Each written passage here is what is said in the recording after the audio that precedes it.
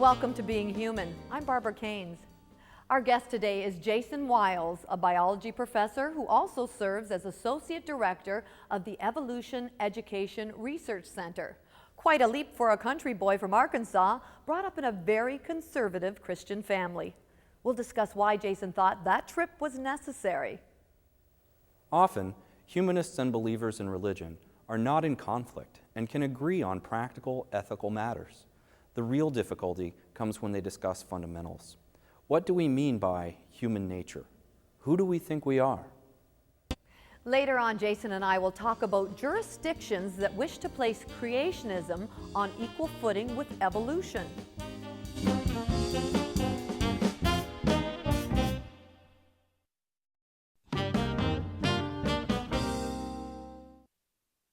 And we are back with Jason Wiles. He's an expert on evolution. Jason, thanks for being with us and talking about this fascinating topic. I'm glad I could be. So what is fact, what is theory, and what is fiction when it comes to evolutionary science? Oh, that's interesting. Let's start with fiction. I think probably the biggest fiction is the idea out there that there is some type of scientific controversy around whether or not evolution happens or has happened. And that's just not the case. Actually, there is quite a lot of fact involved in evolution and its occurrence. I think one thing when we're thinking about theory is that the general public thinks about theory as being just like a hunch or a guess, right? But the thing is, a theory is an explanation that pulls together facts. And there are a lot of facts in science. Around evolution, there are facts like, well, the Earth is very old. There are facts like there used to be things on Earth, living things, that are not around anymore. There are a lot of living things now that didn't used to be here. Birds came from non-birds, humans came from non-humans. In our evolutionary history, those things are facts. Now, when we talk about theory in science, we're talking about well-substantiated explanations of those facts and how they happen. So when we're talking about evolutionary theory, we're not talking about whether or not evolution happened. We're talking about the mechanisms by which evolution happened, how quickly it happened, what's the mode and tempo of evolution, not whether it happened or not. What are some of the facts?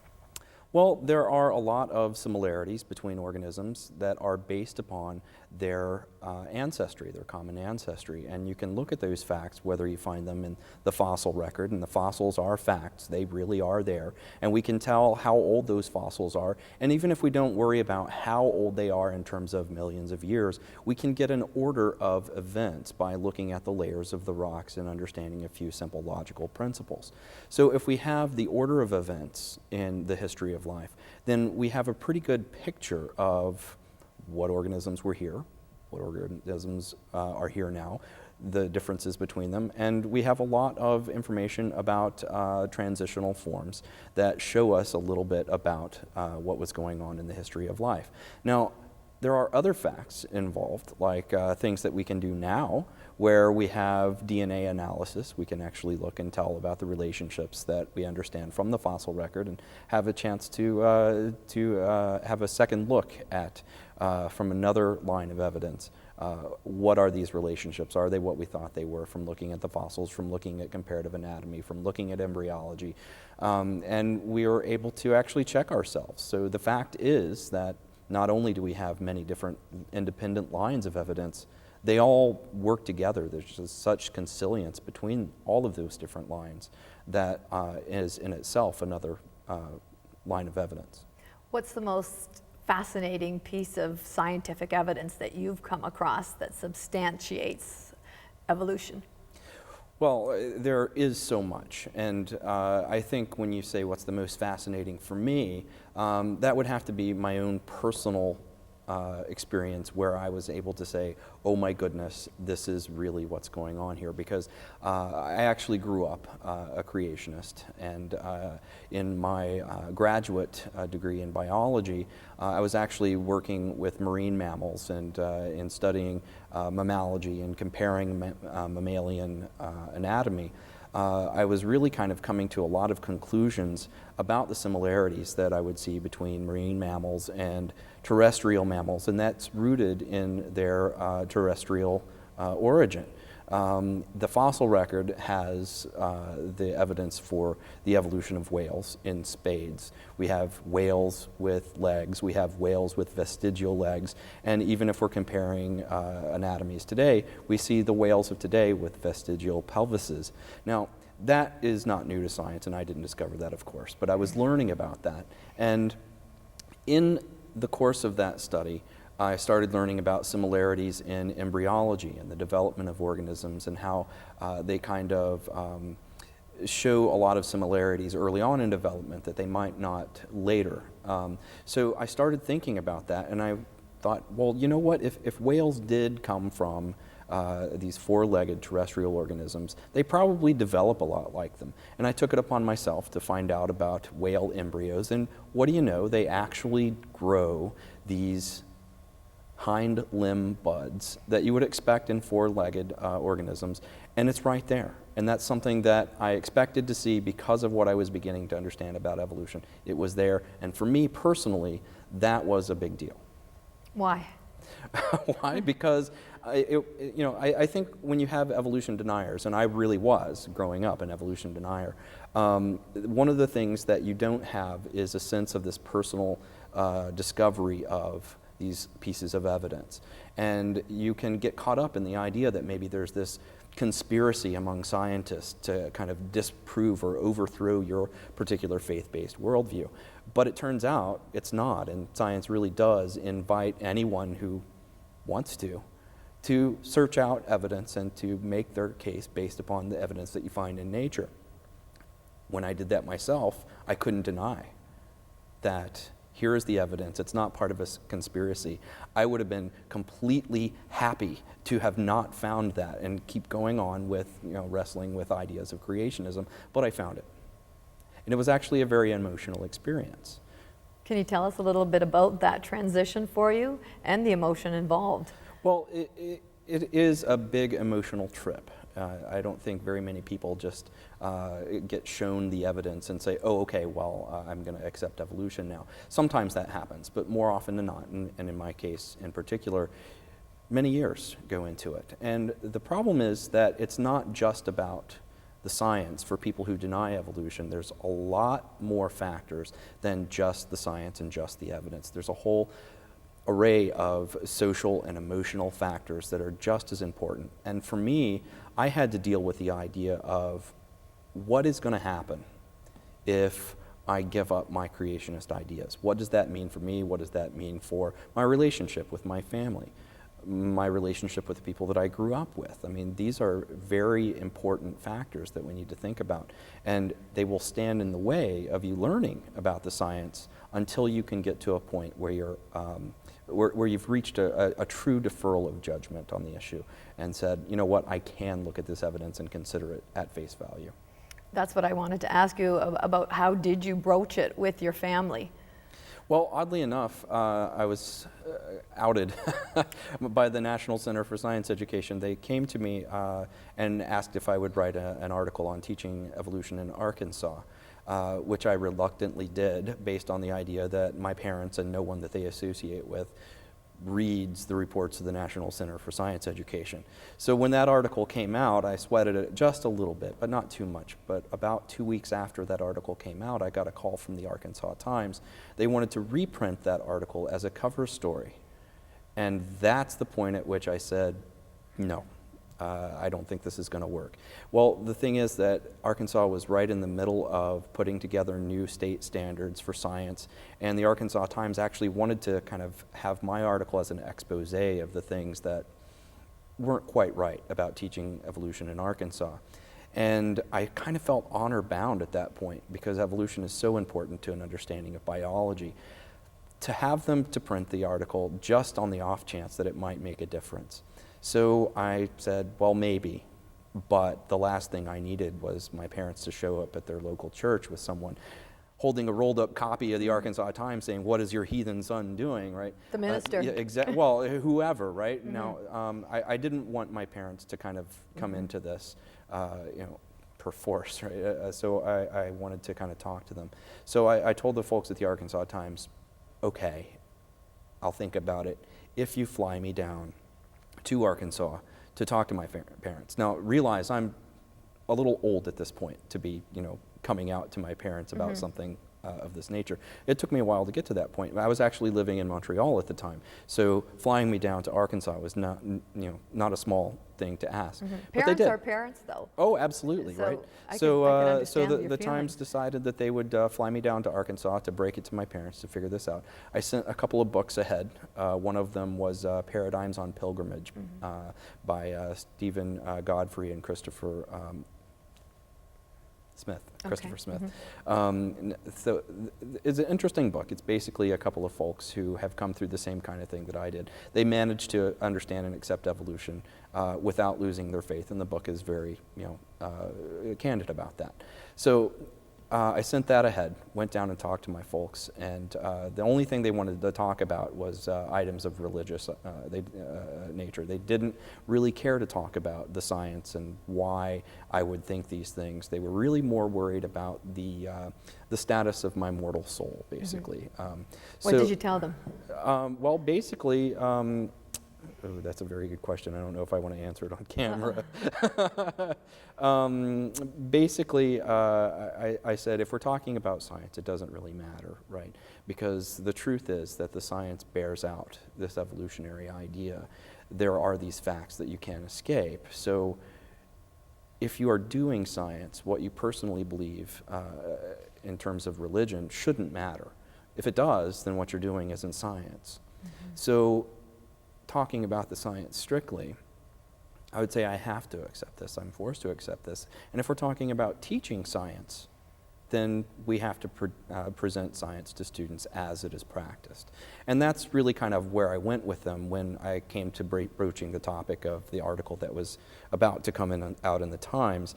And that's when they got very uncomfortable and said, no, don't let them print it, because it had to do with how they would be perceived in their community, how their friends would react. And it was very emotional. I can understand that. What's your message to the educational system, knowing what you've gone through and also the emotion that's involved? Well, to the educational system, what would be my message? Well, first of all, teach the science. I mean, if we're going to teach biology, we have to teach evolution. It's the underlying principle of the entire field, and the only thing that unifies the breadth of biology, from molecular biology to ecosystems across the biosphere. So we have to teach this thing. We have to. So teach the science, yes, but understand that there are a lot of emotional factors that are involved here. So be respectable, respectful. Don't ridicule students who are having trouble with this. I mean, I wouldn't, I definitely wouldn't go into it and say to a student, anything that they could think you were saying that they were, I mean, for lack of a better term, they're not stupid because they don't accept evolution. There are a lot of things that stand in their way of their understanding evolution, and if you present this kind of hostility toward them, why would they want to adopt your worldview? In wrapping, how important is it to have this taught in our educational system, especially at a young age? It is fundamentally important. If you're going to understand biology, you have to understand evolution. And I don't think anyone would argue that we shouldn't teach biology. So if it's important to teach biology, it is important to teach evolution. Jason, thanks very much for sharing that with us. I know it was hard and difficult to bear a lot of that. Well, thank you for the invitation. I was glad I could be here. Appreciate that. Coming up, many religious denominations and humanists are not in conflict concerning evolution. However, the deniers of evolution are mostly religious fundamentalists. We'll talk about that when we come back.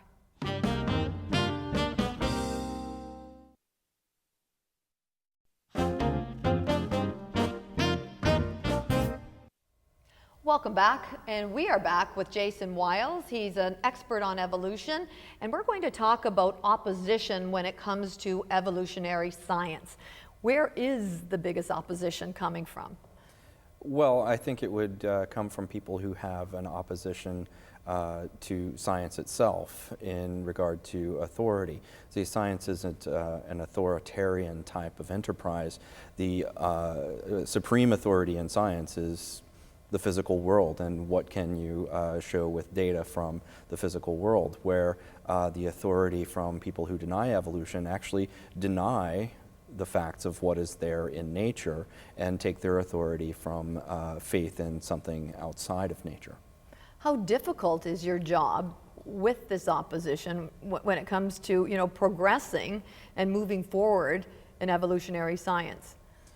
Well, I think science progresses as science does. My opposition that I encounter has to do with students and sometimes parents. And when we're dealing with an educational system, there's the politics that are involved in the teaching of evolution, much more than there is in the science of evolution. So it's really the public communication and the education side that you find the opposition. So what are you doing? What am I doing? About it? Or well, what can you do about it? I'm teaching students at the university level, and many of them will go on to be teachers. I've been involved with teacher training for some time, and really trying to also help with communicating to the public about evolution and what the science is behind it. I meant more along the lines, what do you do when you have a student coming to you and says, that might say, I have problems with this because I was brought up this way. How do you deal with that? Well, first of all, I've been there, so it's a good thing when a student comes to me with that kind of a question. So, we can talk about the problems that that particular student might have and try to get an idea of where they're coming from. I think a lot of students just really don't know where their own religious institutions stand on these things. If you get a Catholic student coming in and saying, well, I'm not sure I can believe in evolution, well, I first would say I don't believe in evolution, I accept it based upon a mountain of evidence. It's a little bit different than believe. And consequently, the Catholic Church is and has been fine with evolution for quite some time. And so that helps. I mean, pretty much the mainstream Christian denominations don't have any problem with evolution. And I'm usually able to show students, ministers even from their own denominations, that have no problem with evolution. The Clergy Letter Project is a really good tool for this, where over 13,000 Christian clergy members in the United States have signed on to a pro-evolution statement and have no problem with it in the framework of their religion. Now, interestingly enough, the Clergy Letter Project also includes the Rabbi Letter, with some 400 and something rabbis, Jewish rabbis, who have signed on to it. And they've actually instituted the Imam Letter, where now imams are signing on in support of evolution as well. So where is the biggest opposition coming from then? The biggest opposition would generally come from fundamentalists, and it depends on your context, right? In the United States and North America, the largest contingent of creationist opposition to evolution education is going to be coming from your Christian fundamentalist creationists. If you are in Turkey, for example, then it's going to be a different story. It's going to be coming from Muslim fundamentalists, and generally speaking, it's going to be coming in that particular context from people who have political reasons for using evolution instead of any real problems with evolution itself. What can you do about that then? Well, it's big. It's big. It is. It's really big. And for the most part, I have to focus on communicating to the public, but when I do that, I understand that nothing that I say on television or in a classroom full of 700 to 800 students that I might have on campus, no one thing that I'm going to talk to them about is going to have a big public impact. But one at a time, student by student, that's where I see the impact. So if I'm talking with students in my office, or if I'm talking with students after a lecture that approach me because of some issue they had with evolution, that's when I can talk to those students personally and hope to reach some common ground that we can talk together about these things. What message do you have for the opposition? Teach science in science classrooms. Teach religion in church. Okay. On that note, we'll end. Thank you for that. Well, you're welcome. We'll be back in a couple of minutes.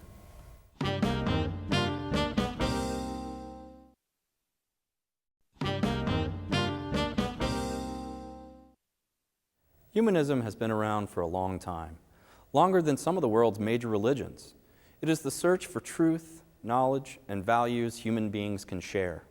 Humanist Canada promotes this coming together And part of that effort is this show, Being Human.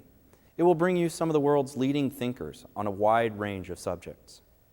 That's Being Human from all of us here. Thanks for watching. Next week, we'll speak to Dr. Christopher DiCarlo, who will outline the humanist view on how science helps us understand human values and actions.